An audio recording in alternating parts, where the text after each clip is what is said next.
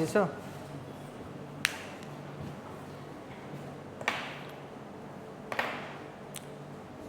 Last class আমরা কি পড়ছিলাম মনে আছে?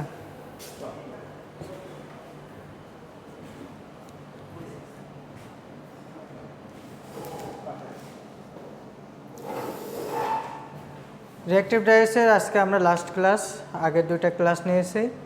দুইটা ক্লাসে মোটামুটি আমরা দেখাইছিলাম না মেকানিজমগুলো, কেমিস্ট্রি, মেকানিজম, রিঅ্যাক্টিভ ডাইসের ডেফিনেশন, হিস্টোরি, প্রপার্টিজ দেখেছিলাম না, এবং রিঅ্যাক্টিভ গ্রুপের যে বিষয়গুলো দেখাইছিলাম, রিঅ্যাক্টিভ গ্রুপের রিঅ্যাক্টিভিটি কেমন, তারপরে ইম্পর্টেন্সি অফ রিঅ্যাক্টিভ ডাই, কীভাবে বন্ড গঠন করে, এবং reaction between the cellulosic part of fibre with reactive dyes, অথবা রিঅ্যাক্টিভ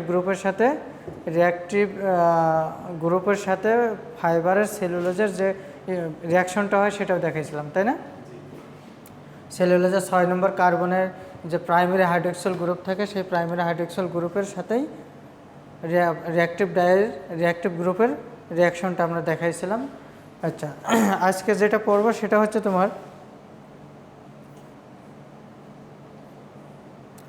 ক্লাসিফিকেশন থেকে শুরু করব।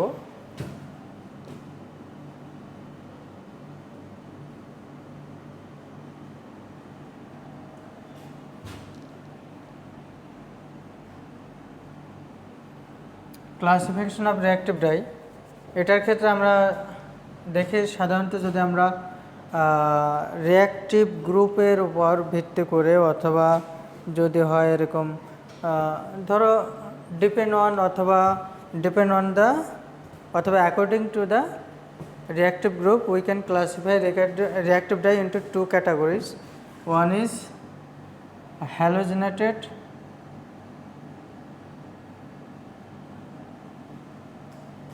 reactive dye, এটা হয় তোমার হচ্ছে কি হতে পারে,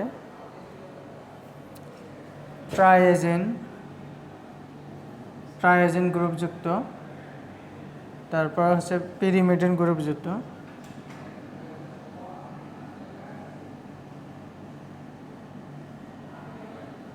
এরপর আছে কুইনো অক্সালিন হতে পারে, অক্সালিন গ্রুপযুক্ত। আর এরপরে যদি আমরা বলি যে অন দ্য বেসিস অফ, আরেকটা আছে হচ্ছে তোমার অ্যাক্টিভেটেড ভিনাইল সালফার,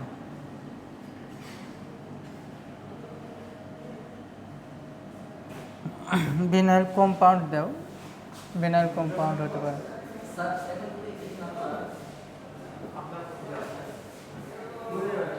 ওই 1204 যাও, 1204 তুমি দেখা করে যাও।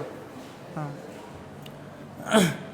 তাহলে হচ্ছে আমরা রিঅ্যাক্টিভ গ্রুপের উপর ভিত্তি করে, according to the reactive group we can classify reactive dyes into two categories. One is halogen টাইপের reactive dye, another is activated vinyl compound. আর এরপরে হচ্ছে according to the basis of brand, types of dyeing brand like as hot band, cold band, অথবা type according to the temperature of dying temperature, এর উপর ভিত্তি করে আমরা classify করতে পারি হচ্ছে ক্লাসিফিকেশন বেসড অন টেম্পারেচার। এর উপর ভিত্তি করে আমরা দুইভাবে করতে পারি, একটা হচ্ছে হট ব্যান্ড, তিনভাবে করতে পারি, হট ব্র্যান্ড, দুই হচ্ছে মিডিয়াম ব্র্যান্ড, তিন হচ্ছে কোল্ড ব্র্যান্ড।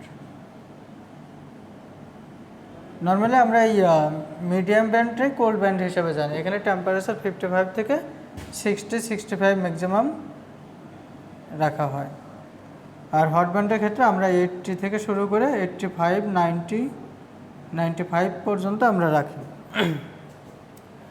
আর এরপর যদি আমরা ক্লাসিফাই করি রিঅ্যাক্টিভিটির উপর ভিত্তি করে, তাহলে এটা আর লিখতেছি না। রিঅ্যাক্টিভিটির উপর হচ্ছে হাইলি রিঅ্যাক্টিভ, মডারেট, আর হচ্ছে লো রিঅ্যাক্টিভিটি, এর উপর ভিত্তি করে আমরা ক্লাসিফাই করতে পারি।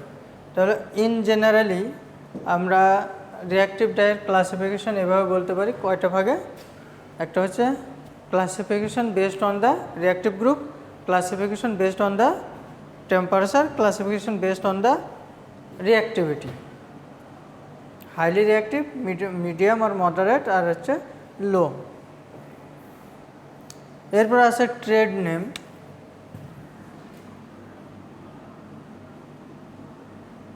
Trade name of reactive dye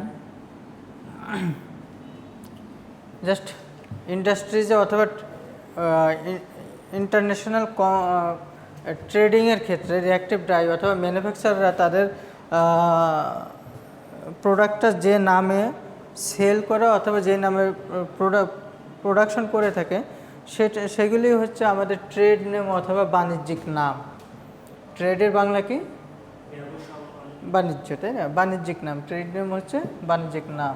তা আইসিআই কোম্পানি আছে ইউকে, ওনারা যেটা তৈরি করেন রিঅ্যাক্টিভ ডাই, ওনার নাম দিয়েছেন প্রোসিয়ন। প্রোসিয়ন, এটা কি লেখা দরকার আছে? প্রোসিয়ন তোমাদের নোটে আছে, দেখো, প্রোসিয়ন আইসিআই কোম্পানি ইউকে। আচ্ছা, এরপর আছে সিবাক্রন আছে, সিবাগেইগি সুইজারল্যান্ডের সিবাক্রন, সিবাগেইগি কোম্পানি সুইজারল্যান্ড, হ্যাঁ সুইজারল্যান্ড। আচ্ছা, রেমাজল আছে হোস্ট, জার্মানির কোম্পানি হোস্ট। হ্যাঁ, এগুলো জাস্ট একটু তোমরা একটু মেমোরাইজ অথবা একটু জেনে রাখবা। প্রিমাজিন আছে বা বিএসএফ জার্মানির আছে, ডাইমেরিন আছে স্যান্ডোস সুইজারল্যান্ডের আছে, সরি।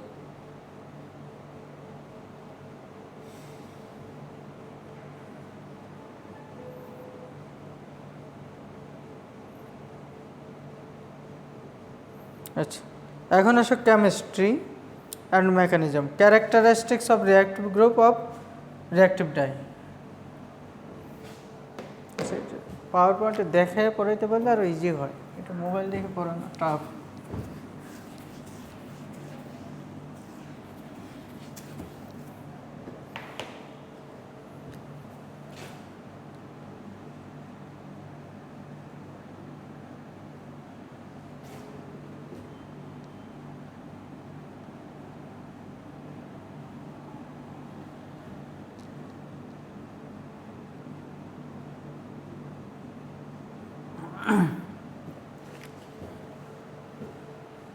রিঅ্যাক্টিভ গ্রুপের কী ধরনের ক্যারেক্টারিস্টিক্স, এটা হচ্ছে ওই যে importance of reactive group in reactive dye আছে না, ওইখানে আমরা কিছুটা পড়ে আসছি।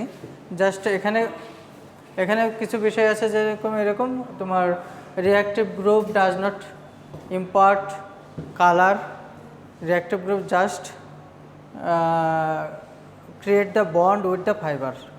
রিঅ্যাক্টিভ গ্রুপ মানে কালার প্রডিউস করে না, কালার দেয় না। কালার দেওয়া হচ্ছে, কালার ইম্পার্ট করে ক্রোমোজোম পার্ট অথবা main body of the dye molecule can impart the colour to the textile material, but reactive group only can create the chemical bond with the textile material. Reactive গ্রুপের কাজটা হচ্ছে শুধু হচ্ছে ফাইবারের সাথে, ফাইবারের পলিমার যে স্ট্রাকচার আছে, মলিকুলার স্ট্রাকচার আছে, তার সাথে বন্ড গঠন করা, আর এর বাইরে আর কোনো কাজ নেই, ঠিক আছে? এবং এই বন্ড গঠন করার কিভাবে করবে, এটা স্লোলি করবে নাকি খুব দ্রুত করবে? এই reactive group can increase the substantivity. মানে রিঅ্যাক্টিভ গ্রুপের কাজ কি, কারোর সাথে রিঅ্যাকশন করা, সেটা যদি খুব দ্রুত করে তাহলে কি অ্যাট্রাকশনটা বেড়ে যাচ্ছে না, অ্যাট্রাকশন অথবা অ্যাক্টিভিটি বাড়ায় দিচ্ছে। Reactive group can increase the activity to create the bond with cellulosic material অথবা টেক্সটাইল ফাইবার, এটা করতে পারে, বাট সে কিন্তু কালার প্রডিউস করতে পারে না, ঠিক আছে? এটা একটা মানে properties characteristics of reactive groups. এর বাইরে যেগুলো আছে সেগুলো আমরা ওই ইম্পর্টেন্সে অফ রিঅ্যাক্টিভ গ্রুপে পড়েছি। সেখানে বলছিলাম যে molecular weight of reactive group যদি বেশি হয়, নর্মালি থাকে হচ্ছে রিঅ্যাক্টিভ ডাইসের ক্ষেত্রে 69 থেকে 211 গ্রাম পার মোল মলিকুলার ওয়েট। মলিকুলার ওয়েট যত বেশি হয় তার রিঅ্যাক্টিভিটি তত বাড়ে। এগুলো আমরা পড়ছিলাম, এটা আর নতুন করে পড়াচ্ছি না।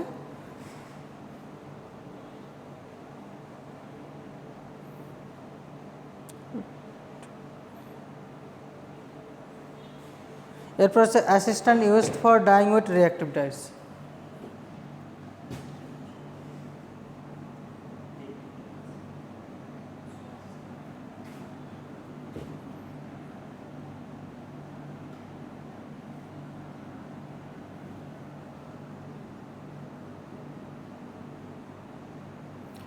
এটার ক্ষেত্রে দেখো আমরা কি কি অ্যাসিস্ট্যান্ট অথবা অক্সিলিয়ারিস ইউজ করি, যেমন হচ্ছে সল্ট, অ্যালকালি। অ্যালকালি আমরা নর্মালি ইউজ করে থাকি হচ্ছে সোডা অ্যাশ, আমরা সোডাও ইউজ করি। সোডা এবং সোডা অ্যাশ এই দুইটা ইউজের ভ্যারিয়েশন হয় কখন, যখন হচ্ছে আমরা it's depend on the types of shade, depth of the shade.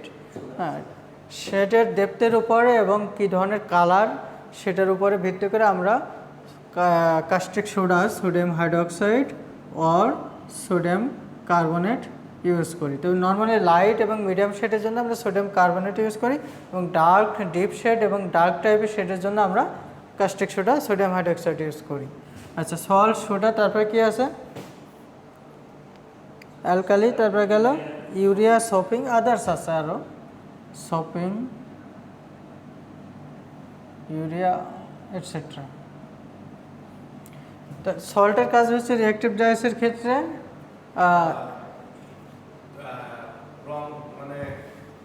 বলো না, সল্টের কাজটা হচ্ছে ইলেকট্রোলাইট হিসেবে কাজ করে। জাস্ট হচ্ছে ফাইবারের সারফেসটাকে সারফেস চার্জকে নিউট্রালাইজেশন করা অথবা স্লাইটলি ক্যাটায়নিক চার্জে রূপান্তরিত করা। ক্যাটায়নিক মানে পজিটিভ চার্জে রূপান্তরিত করা।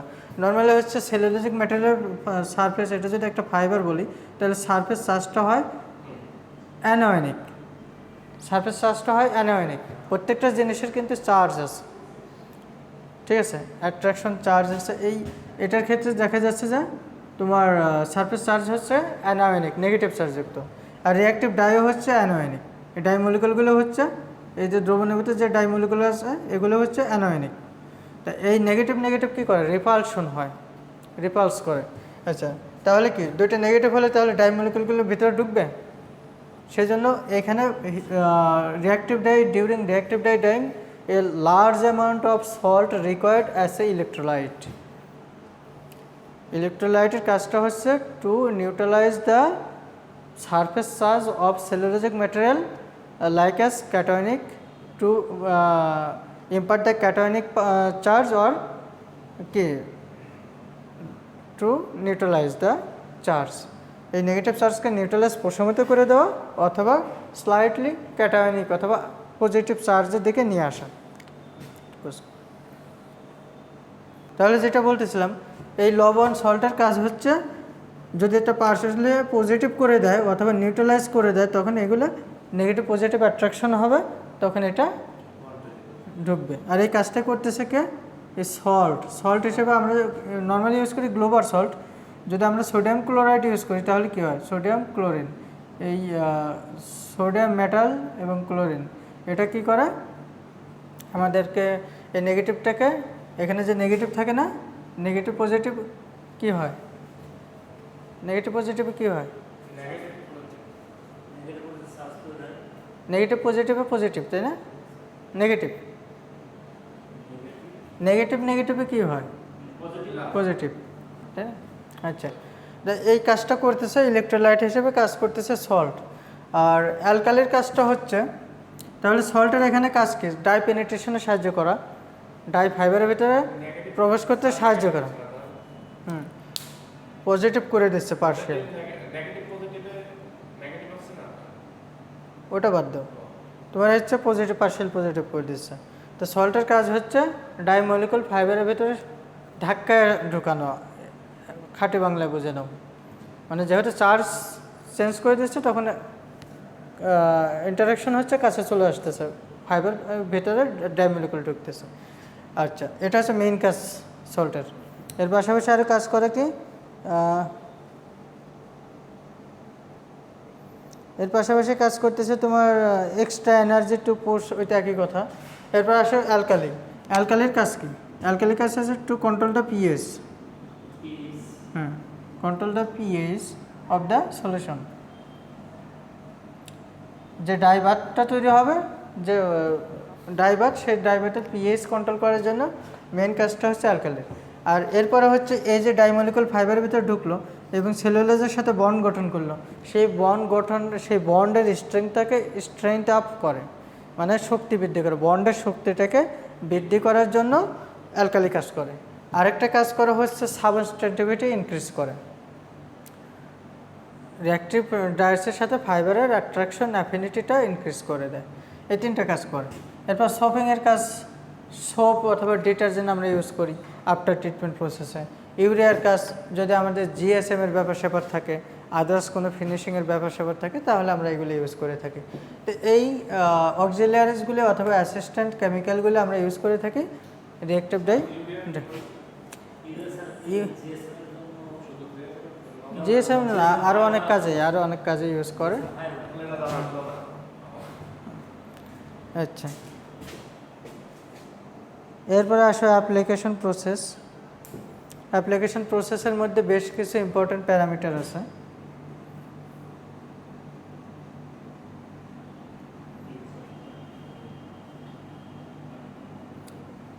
আমাদের অ্যাপ্লিকেশন প্রসেসের মধ্যে we must maintain the pH, হ্যাঁ। তারপর হচ্ছে তোমার amount of alkali. Amount of alkali মানে পিএইচ মেনটেন করতে গেলে আমাদের অ্যালকালির পরিমাণটা নিয়ন্ত্রণ করতে হবে। ডাইং টেম্পারেচার, রিঅ্যাক্টিভ ডাইসের টেম্পারেচার, ডাইং টেম্পারেচারটা অবশ্যই ইম্পর্টেন্ট, কারণ কোন ধরনের ডাই দিয়ে আমরা ফ্যাব্রিকটা ডাইং করতেছি সেটা একটা ফ্যাক্ট। আমরা একটু আগেই দেখছি যে টেম্পারেচারের উপর ভিত্তি করে রিঅ্যাক্টিভ ডাইকে ক্লাসিফাই করা যায় দুইটা ভাবে, একটা হচ্ছে তিনটা ভাবে, একটা কোল্ড, মিডিয়াম, হট, কিন্তু প্র্যাকটিক্যালি আছে দুইটা। মিডিয়ামটাকেই আমরা কোল্ড বলি, কোল্ডটাকেই মিডিয়াম বলি, সেখানে 55 থেকে 60 ডিগ্রি টেম্পারেচার রাখা হয়, আর হটে আমরা 80-র উপরে রাখি। তাহলে মিডিয়াম ব্র্যান্ডের ডাই দিয়ে যদি আমরা 80 ডিগ্রি টেম্পারেচার দিই তাহলে আমরা রেজাল্ট অন্যরকম পাবো। আবার 80 ডিগ্রি হট ব্র্যান্ডের ডাই দিয়ে যদি টেম্পারেচার 60 দিয়ে ডাইং হবে না, ডাই মলিকুল ফাইবারে যাবে না। তাহলে এই যে অ্যাপ্লিকেশন প্রসেসের ক্ষেত্রে বেশ কিছু ইম্পর্টেন্ট কন্ট্রোলিং প্যারামিটার আছে। We must maintain this parameters like as pH. We must maintain pH range regarding the types of dye and types of shade. The range is 10 to 12.5 pH আমাদের এই রেঞ্জে রাখতে হবে। এরপর হচ্ছে টেম্পারেচার বললাম, তারপর হচ্ছে অ্যামাউন্ট অফ অ্যালকালি। যখন আমরা পিএইচ মেনটেন করবো অ্যালকালি কী পরিমাণ লাগবে সেটা অটোমেটিক চলে আসতেছে। এরপর হচ্ছে ইলেকট্রোলাইট, সল্ট, কী পরিমাণ সল্ট লাগবে এটাও আমাদের দিতে হবে। সল্টটা আমরা কী পরিমাণ দেবো according to the recipe, type of shade and হচ্ছে টাইপ অফ কালার। আবার শেড, ডেপথ অফ কালার মানে কী পরিমাণ, মানে রঙের গভীরতা অথবা শেড পার্সেন্টেজ কতটুকু, তার উপর ভিত্তি করে আমরা সল্ট দিব, সল্টের পরিমাণ দেবো অ্যাকর্ডিং টু দ্য, যদি আমরা বলে থাকি তাহলে রেসিপি। এরপরে হচ্ছে তোমার কি আছে,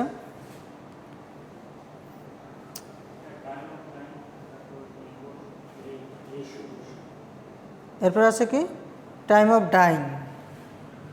টাইমও তো একটা ফ্যাক্ট, কারণ আমরা যদি যতক্ষণ বেশি সময় ঘোরাবো, সাপোজ তুমি একটা স্যাম্পল কালেক্ট করলা, 40 মিনিট ডাইং হয়ে গেছে, কালেক্ট করার পর সোয়াসের সাথে ম্যাচ করে দেখলে একটু লাইটার আছে, কারণ তোমরা জানো রিঅ্যাক্টিভ ডাইভাতে প্রচুর পরিমাণ ডাই অপচয় হয়। তুমি যদি আরও 5 মিনিট ওটাকে ডাইং কন্টিনিউ করো তাহলে সেটা কী হবে, আরও কিছু ডাই মলিকুল ওর ভিতরে পেনিট্রেট হবে, কারণ তুমি ওখানে টেম্পারেচার দিচ্ছ, প্রেশার দিচ্ছ, সল্ট দিচ্ছ, সে প্রতিনিয়ত ধাক্কায় ফাইবারের ভিতরে ডাই মলিকুলগুলি প্রবেশ করাচ্ছে। তাহলে তুমি আর 5 মিনিট ঘুরাইলে তখন কী হবে, তারপর স্যাম্পলটা কাটার পরে সেটাকে সোয়াসের সাথে ম্যাচ করলে তখন দেখবে যে না ডেপথ কাছাকাছি চলে আসছে। তাহলে এটা কি হচ্ছে, ডাইং টাইমটা আমাদের কি করছে, একজ্যাক্ট ম্যাচিং অথবা একজ্যাক্ট শেড কালার পাওয়ার জন্য আমাদেরকে ইম্পর্ট্যান্ট একটা প্যারামিটার। এবং এটা আরেকটা প্যারামিটার হচ্ছে যে মিনিমাম একটা টাইম পর্যন্ত আমাদের ব্যাচটাকে রান করতেই হবে, কারণ ডাইমলিকুল ফাইবারের ভিতরে ঢুকবে, বন্ড গঠন করবে এবং ডিজায়ার্ড ডেপথ অফ শেডের কালার প্রডিউস হবে। আচ্ছা, এরপর আছে লিকার রেশিও। লিকার রেশিও হচ্ছে তোমার ইম্পর্ট্যান্ট একটা fact, material to liquor ratio.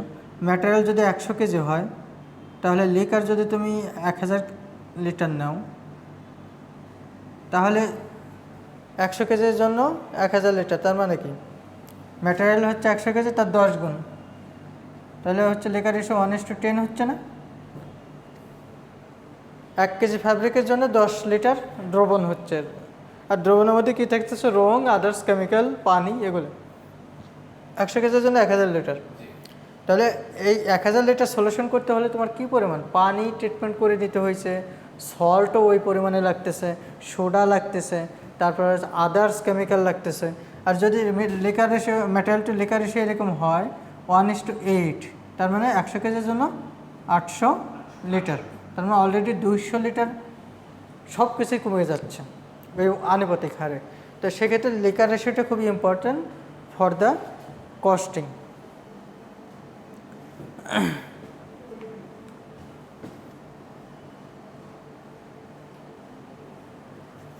বুঝতে পারছো এ পর্যন্ত?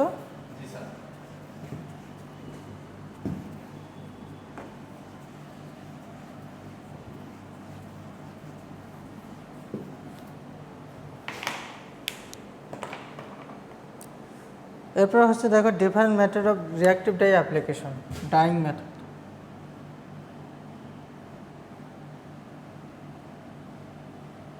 এটা বেশ কিছু মেথড আছে, যেমন এক্সহস্ট মেথড আছে,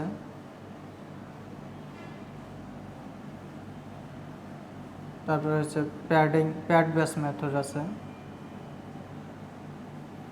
প্যাড বেসের মধ্যে তোমার দুই ধরনের হয়, একটা হচ্ছে অ্যালকালি কোল্ড বেস, আর একটা হচ্ছে প্যাড কোল্ড, একটা হচ্ছে তোমার কোল্ড প্যাড, আর একটা হচ্ছে ওয়ার্ম অথবা hot pad base. Exhaust dyeing মেথডটা কি করা হয়, জাস্ট একটা বাতের মধ্যে তোমার ছোট ছোট দুইটা বাত থাকে, একটা থাকে হচ্ছে তোমার কি ডাই, আর একটা থাকে হয়তো সোডা অ্যালকালি। হ্যাঁ, জাস্ট এখান থেকে পাইপের সাহায্যে এখানে দেওয়া হয়, আর এটার মধ্যে কি থাকে, ওয়াটার থাকে, ডাই দেওয়া হয়। ডাই হচ্ছে ছোট একটা ট্যাঙ্কে ডিজলভ করে নেওয়া হয়, নিয়ে সেখান থেকে জাস্ট একটা ডাই গুলে দেওয়া হয়। আর এরপরে হচ্ছে আমরা টেক্সটাইল ম্যাটেরিয়াল দিই, টেক্সটাইল ম্যাটেরিয়াল দেওয়ার পর এখানে হিট দেই টেম্পারেচার মেনটেনের জন্য।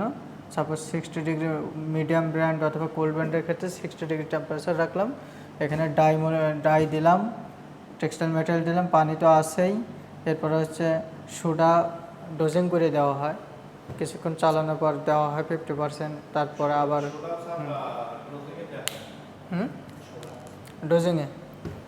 ডোজিংয়ে না ইনজেক্ট করে?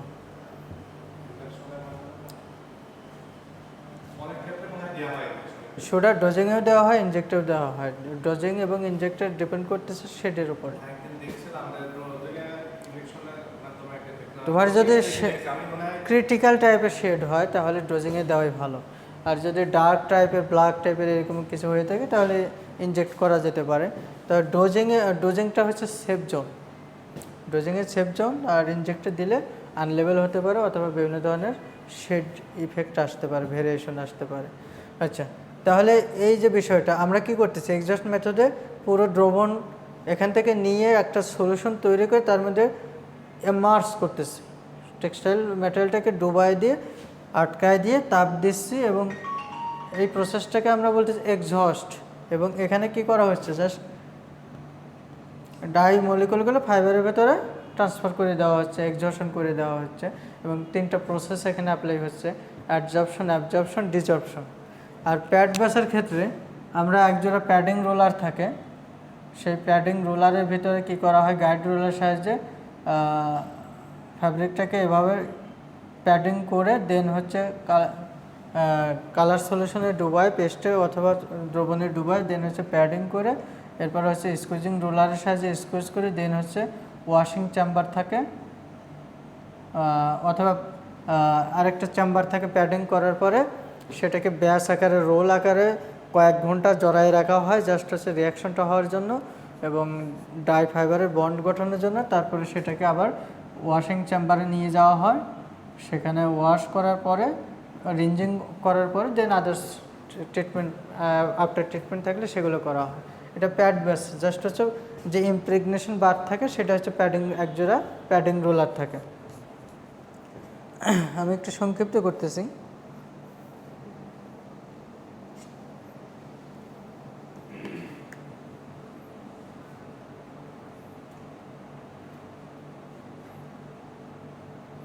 এখন আসো হাইড্রোলাইসিস অফ রিঅ্যাক্টিভ ডাই। বুঝছো? এটা বুঝছো? এটা যদি না বুঝে থাকে তাহলে নোটটা একটু দেখে নিও, খুবই সিম্পল। প্যাডিং করার কি উদ্দেশ্যটা হচ্ছে, এটা হচ্ছে একজোড়া প্যাডিং রোলার থাকে, প্যাডার থাকে, প্যাডারের সাহায্যে প্যাডেড করা হয়। মানে প্যাডেড ফ্যাব্রিকটাকে জাস্ট মানে চাপ দিয়ে গায়ে হচ্ছে কালারটাকে লাগিয়ে দেওয়া হয় শক্তভাবে। সেই কালারটা আবার ওই ফ্যাব্রিকটাকে রোল করে এভাবে জড়ায় কয়েক ঘন্টা রেখে দেওয়া হয়। তাতে কী হয়, কালারটা ফাইবারের সাথে বন্ড গঠন করার সুযোগ পায়। এখানে যেমন একদম কালারে ডুবে থাকতেছে এক্সজস্ট মেথডে, সেখানে তো সে সুযোগ নেই।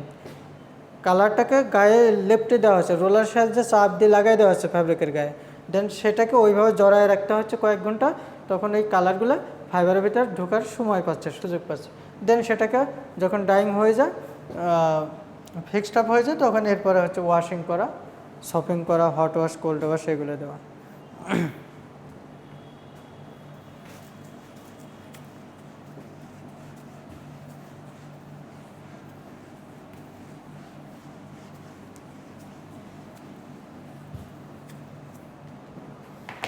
এরপরে আসা হাইড্রোলাইসিস অফ রিঅ্যাক্টিভ ডাই।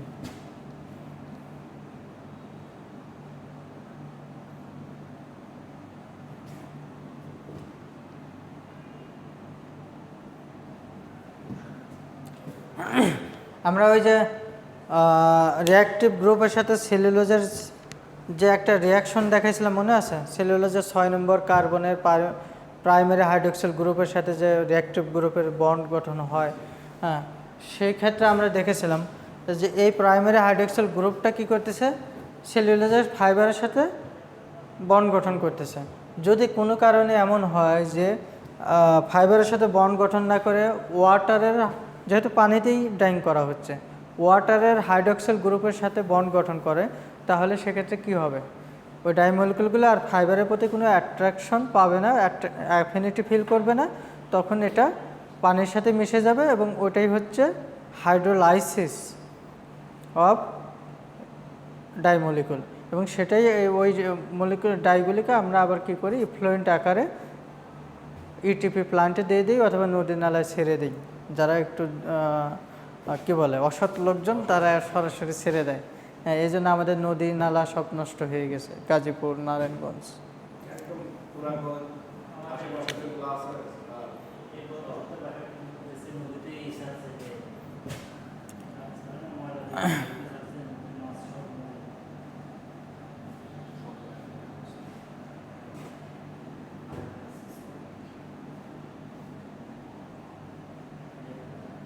দেখো তোমাদের কাছে নোটে আছে D-R-Cl, এখানে হচ্ছে ডাই পার্ট, তাই না?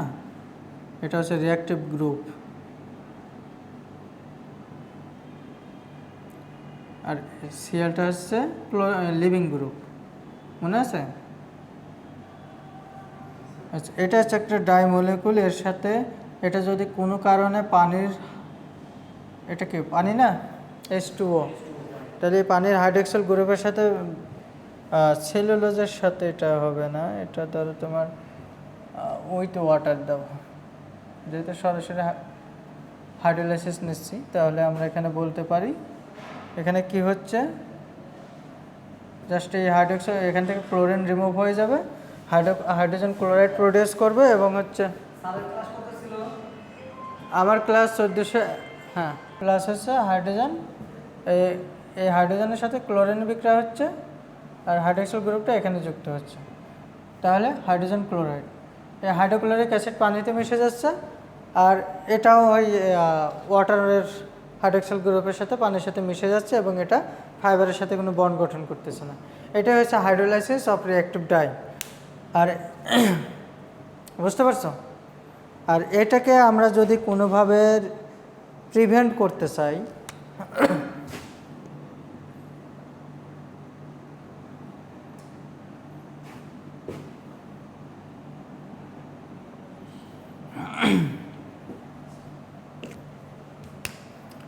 prevention of reactive dihydrolysis.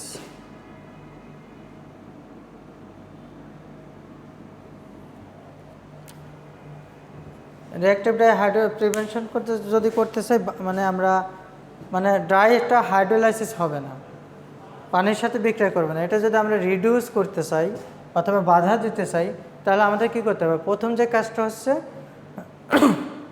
Continuous স্টারিংটা ensure করতে হবে। কথা কি বুঝতে পারছো? কন্টিনিউয়াস স্টারিং মানে নাড়ানো, ওই মোটরের সাহায্যে একটা ঘুরতে থাকে না, ডাই যেখানে হচ্ছে মিক্সিং ট্যাঙ্ক থাকে না, কন্টিনিউয়াস ঘুরতে থাকে না মোটরের সাহায্যে, ওটা হচ্ছে স্টাইরার অথবা স্টাইরিং করা। পাত্রের মধ্যে mixing tank, die mixing tank থাকে, কেমিক্যাল মিক্সিং ট্যাঙ্ক থাকে দুইটা, এবং দুইটা থেকে মেন ডাই বাতে অথবা ভেসেলে যায়। তাহলে হচ্ছে এই প্রিভেনশন করতে হলে কন্টিনিউয়াস স্টারিংটা ম্যান্ডেটরি। এরপরে হচ্ছে আমরা রাইজিং অফ টেম্পারেচার। আচ্ছা, আমরা টেম্পারেচার রাইজ করেও আমরা কিছু সময় হচ্ছে হাইড্রোলাইসিসটা রিডিউস করতে পারি, তবে খুব বেশি না। যদি খুব বেশি টেম্পারেচার হয়, depend on the types of shade, খুব বেশি টেম্পারেচার হলে আবার হাইড্রোলাইসিস বেড়ে যায়। এরপরে হচ্ছে তোমার কি বলে, ডাই বাথ অথবা সলিউশন তৈরি করার পর খুব বেশি সময় রেখে দেওয়া যাবে না। সলিউশন তৈরি করার সাথে সাথে ওটা হচ্ছে ডাইয়ে অথবা ভেসেলের মধ্যে দিয়ে দিতে হবে। আর অ্যালকালি এবং ডাই, যখন হচ্ছে আমরা ডাই দিয়ে রং দিয়ে সলিউশন তৈরি করব, আর অ্যালকালি যদি ওর মধ্যে দিয়ে বেশি সময় রেখে দিই তাহলে সেটাও একটা প্রবলেম। এই জন্য হচ্ছে অ্যালকালি কখন দেব, ডাইং শুরু হওয়ার পরে আমরা একটা দুইটা স্টেজে ডোজিং করে দিতে পারি, অথবা যদি একসাথেও দিই তাহলে ডাইংটা কন্টিনিউ করে দিতে হবে। এটা হচ্ছে prevention system of reactive dye hydrolysis. এটা আসলে শেষ করতে পারবো কি না, শেষ না? আচ্ছা আচ্ছা, মিনিমাইজিং অফ প্রসেস অফ ডাইহাইড্রোলাইসিস, এটা দেখো। এরপরে আমরা ল্যাবের কিছু কাজ করতে চাইছিলাম। হ্যাঁ, minimizing process of reactive dye hydrolysis.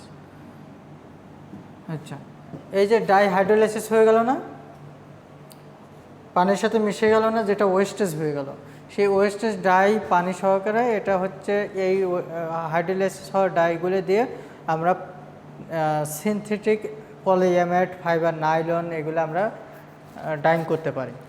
সেই ডাইংটা করতে পারি, সে reuse of hydrolysis reactive dye, এটা কাজ করেছেন হচ্ছেন ইয়াং ল্যানজু, চাইনিজ, দুইজন চাইনিজ রিসার্চার, ইনস্টিটিউট টেকনোলজি ভার্জিনিয়ার, ওনারা ওখান থেকে রিসার্চটা করেছেন। Reusing hydrolysis reactive dye bath for nylon and ul.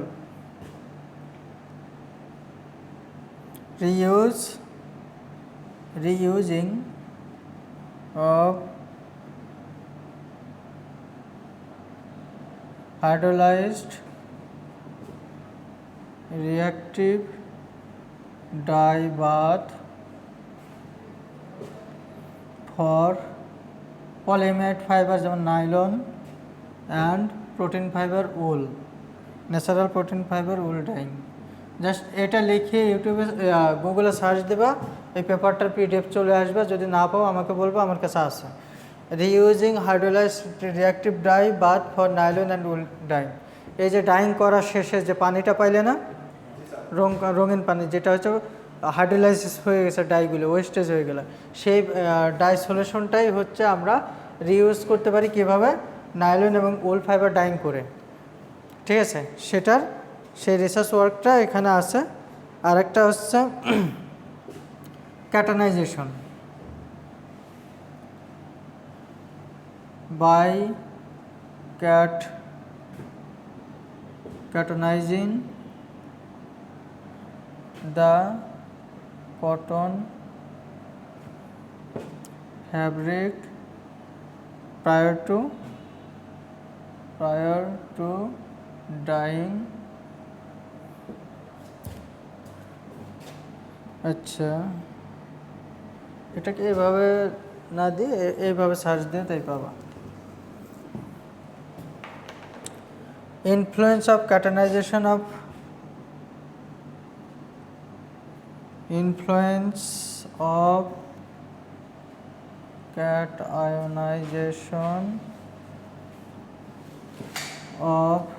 cotton on reactive dye. এটা লিখে সার্চ দেবা আরেকটা পাবা। জাস্ট হচ্ছে before going to perform the dyeing process with reactive dye we can perform the cationization process, and cationization process can increase the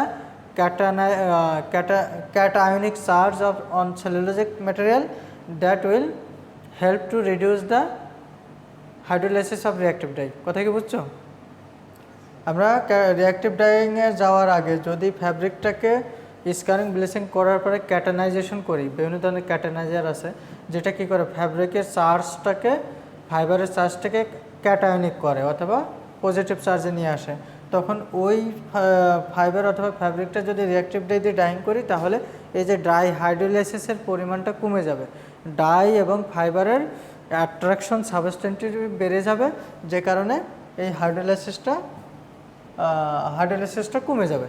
তাহলে দুইটা way আছে, দুইটা পেপার, রিসার্চ ওয়ার্ক আর রিসার্চ আর্টিকেল, এই দুটো নামানোর পরে দুটার উপরে প্রেজেন্টেশন রেডি করবা, অ্যাসাইনমেন্ট রেডি করবা, ঠিক আছে?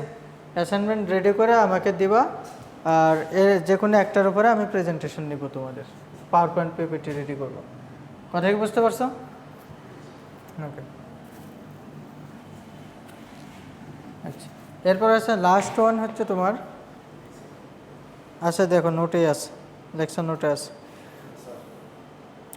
লাস্ট ওয়ান হচ্ছে ডাইং ফল্টস, আনইভেন ডাইং হয়ে থাকে, batch to batch shade variation হয়ে থাকে। হ্যাঁ, এই যে এখানে দেওয়া আছে, এই যে ইনভার্টেড কুমার মধ্যে যেটা, ওইটা হচ্ছে নাম। হ্যাঁ হ্যাঁ হ্যাঁ, এই যে ইনভার্টেড কুমার ভিতরে যেটা আছে, রিইউজিং হাইড্রোলাইসিস লিখে দিলাম না একটু আগে। আচ্ছা, ফাইনালি হচ্ছে ডাইং ফল্ট কী হতে পারে। আচ্ছা, প্যাসিভ ডাইং হতে পারে, রোল টু রোল ভেরিয়েশন হতে পারে, crease mark, die spot, wrinkle mark, সফেনার mark, এইগুলা। ঠিক আছে, এই পর্যন্ত শেষ। কোনো কোশ্চেন আছে? তোমার এই দুইটা পেপার নামাইবা, যদি না পাও আমাকে বলবা, এবং ওই দুইটা পেপার আমি তোমাদের মেল করে দিলে দুইটার উপরে দুইটা অ্যাসাইনমেন্ট রেডি করবা, অফসেটে লিখে অ্যাসাইনমেন্ট যেভাবে লিখতে হয় সেভাবে লিখে এই করবা, এবং পাওয়ার পয়েন্টে যার যেটা ভালো লাগে সেটার উপরে পাওয়ার পয়েন্ট প্রেজেন্টেশন রেডি করবা, পিপিটি। ঠিক আছে, যদি কোনো কনফিউশন থাকে আমার সাথে যোগাযোগ করবা, ক্যাম্পাসে আসবা, এরপর এবং ওটার প্রেজেন্টেশন দিতে হবে। তাহলে এই কাজটা কিভাবে হয়, কি দিয়ে করা হয়, কীভাবে করা হয়েছে, কী কী ম্যাটেরিয়াল মেথড ছিল, ফাইনালি রেজাল্ট অথবা আউটকামটা কী ছিল, সেটা এই কয়েকটা বিষয়ের উপরে 10-12টা স্লাইড বানায় প্রেজেন্টেশন দিবা, আর অ্যাসাইনমেন্ট তো পুরোটাই লিখবা। ঠিক আছে, অ্যাসাইনমেন্ট হাতে লিখবা। আর কোনো কোশ্চেন এই পর্যন্ত? ওকে, থ্যাংক ইউ।